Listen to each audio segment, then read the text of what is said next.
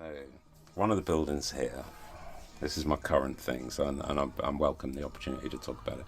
So, one of the buildings here is it's called a Quonset steel, American steel building. It's curved, sort of defies description really, but it looks a bit like what does it look like, a pig arc or something like that? You know, but it's big. It's 8 meters across and 10 meters long. And when I first put it up, I had a visit from the council rating authority, the business rates department of the council, and they said, you're going to have to pay business rates on this building as it's an industrial unit.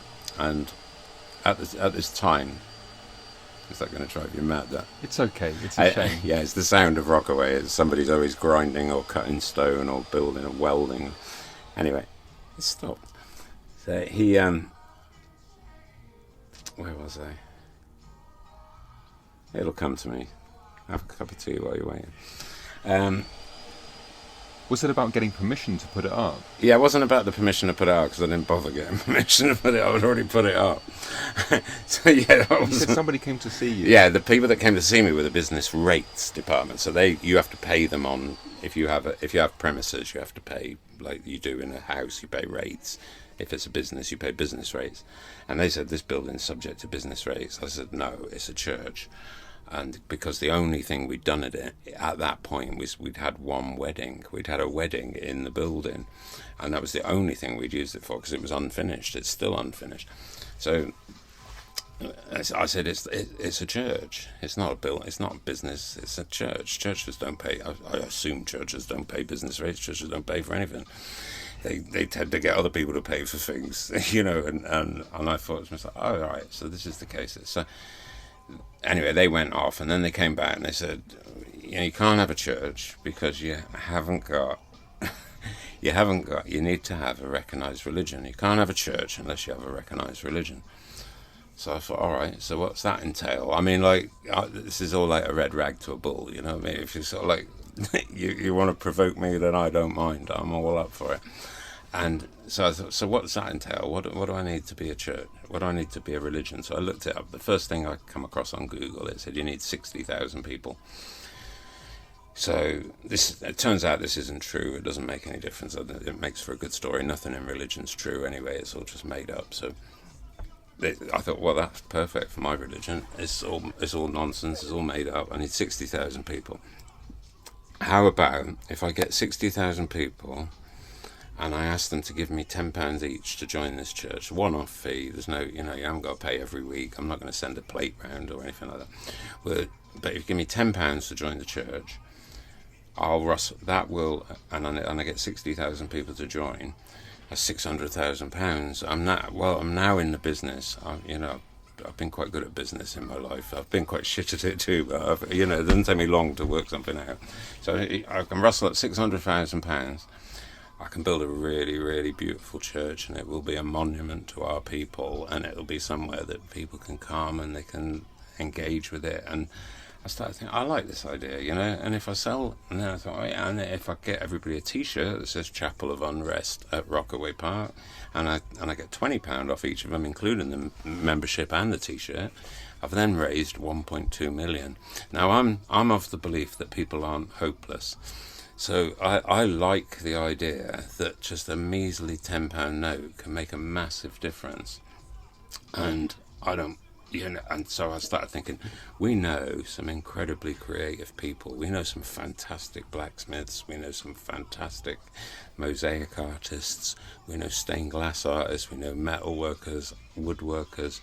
We can make a beautiful church, and it doesn't have to have anything to do with religion. It is a religion, obviously, for the council's purposes, but I've long since lost interest in what the council had to say about it. Anyway, I'm now carried away with the idea of building a church because we need a church, because it's important for us as a people to have a place that recognises. And I started thinking, so the last few years we've had a hard time, it's been good being here because we're outdoors and the wind blows through. So I never felt too much at risk from COVID. Although, I certainly wasn't denying it or anything, but I felt that we were a good place for people to meet up because they could sit outside and the wind's blowing.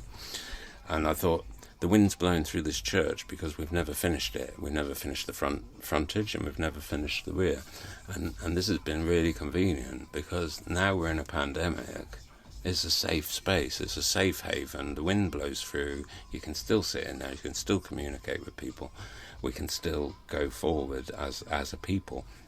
Whatever that might mean. I don't know whether we're punks or bikers or skinheads or hippies or freaks or weirdos or anarchists, whatever it is we are, but we're sort of in opposition to the status quo, you know. We're not really happy with the way things are going, and we've been saying this for some time now, you know, like we think you're barking up the wrong tree, and you haven't really convinced us otherwise.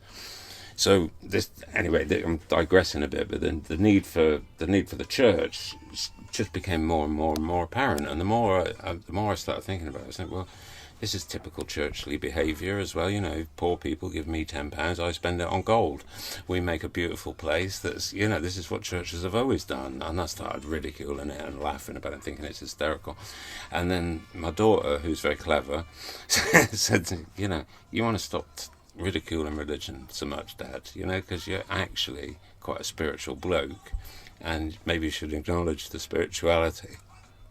So I start welling up a bit.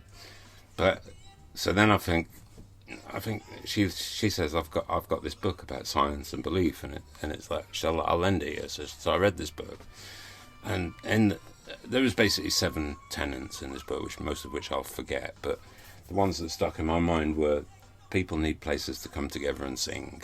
They need to be able to come together as people and sing together, because it's actually quite uplifting. This harks back to the band, things like that. People need places where they can commune with things greater than themselves, you know, sort of like something like nature or whatever, you know, that they can feel. And this is quite a natural environment, despite how totally unnatural it is. It's nestled in quite natural surroundings. And it somehow feels natural to us anyway, you know. I mean, it feels like a natural, because it's a place where we're naturally comfortable.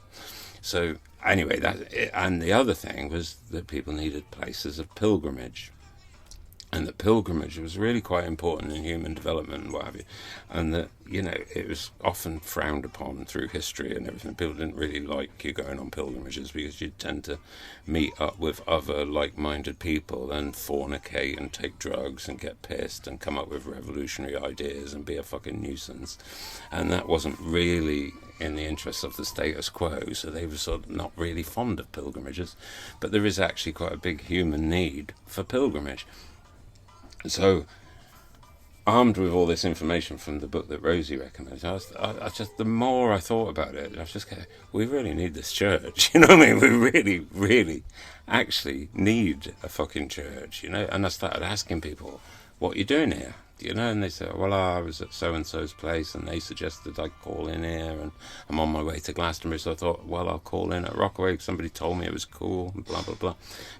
So you're on a pilgrimage, are you? You know, and I said, well, yeah, I'm on a pilgrimage, yeah. And then this woman said to me one day, she'd come all the way from Scotland, and I started spouting on about the church and things, and she said, well, funny you should mention it. She said, because when I got out of the car, the first thing I did was go and sit in the church and just have a couple of minutes on my own and all that. And I started thinking, this bloody church is, you know, it started off as a stupid joke. It started off with me just ridiculing the council over the business rates, but it's actually turned into something really quite important, and I think it's going to end up sort of defining me in the long run, because it'll end up being like this stupid idea that's going to get you, you know, you'll end up quite well known over it, you know, and it's only costing anyone a tenner, and people quite like the idea of adding a tenner towards some mischief making, you know, or whatever it is that we do that uplifts other people. What's the name of the church? The Chapel of Unrest. And so, what else? Somebody else had written in your book, the congregation. Yeah. Well, so so I've been telling this story to people for about a year, and they kept saying, "Here's a tenner, here's a tenner." I said, "I don't want a tenner yet. I'm not ready. I haven't got the infrastructure.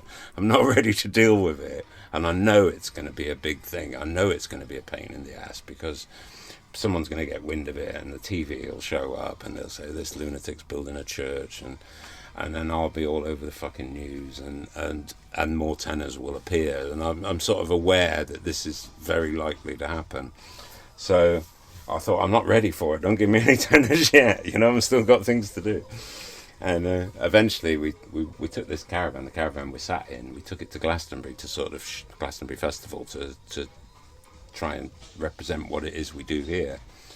And I was telling this guy who came in about the church of the Chapel of Unrest, and I had this idea, blah blah blah, and he said, "Here, take a tenner." And I said, "I'm not ready for a tenner. I don't want your tenner," like I've been saying to everybody else. And then he said, "No, take it." And so I took his tenner, and then his wife said, "Me too," and she gave me a tenner too. So then I got this big book out. There's like a massive church book that my partner had got off a friend of ours. Funny enough, the same friend that lent me the 50 grand to get out of trouble. He does house clearances, and this book was in his stuff. And Marta said, "Can I have that book?" And I said, "Oh, I don't have the fucking book. We've got enough shit without having this." I mean, it's a huge book. And she said, "No, it might come in handy," or something like that. So when I came up with the church idea, she said, "Well, take the book. You've got a book, So I took the book to Glastonbury, just thinking maybe I'll start this off. And so I produced the book. When the guy gave me the tenner, I gave him the book, and the first thing he wrote in it was like, "I look forward to." So he's the first entry in it, and he says, "I look forward to communing with the congregation of agitation." And it's just like, there's our hook line, like, straight away. So it's the Chapel of Unrest at Rockaway, the congregation of agitation. And, it's a winner, and it's a tenner. And you can PayPal us that or whatever you like, send us it in an envelope, do what you like. And we're writing down everybody's email address, and we're writing down everybody's name, and then we'll have updates about how we're getting on. I've already been asking people to come and not so much quote, but to get involved in the construction of the windows, because the windows are all going to be louvered and stained glass, and the louvers are to represent the wind still being able to blow through, and then there's going to be like integrated curtains and things, so that at the sort of flick of a fingers we can turn it into a theatre or a studio, to do cinema in, or to show films, and then there's all this like elephant rocket combo fountain situation that's going on out here, which is all part of the grounds of the church. I mean, so what does this all represent, Mark? I mean, I have no idea.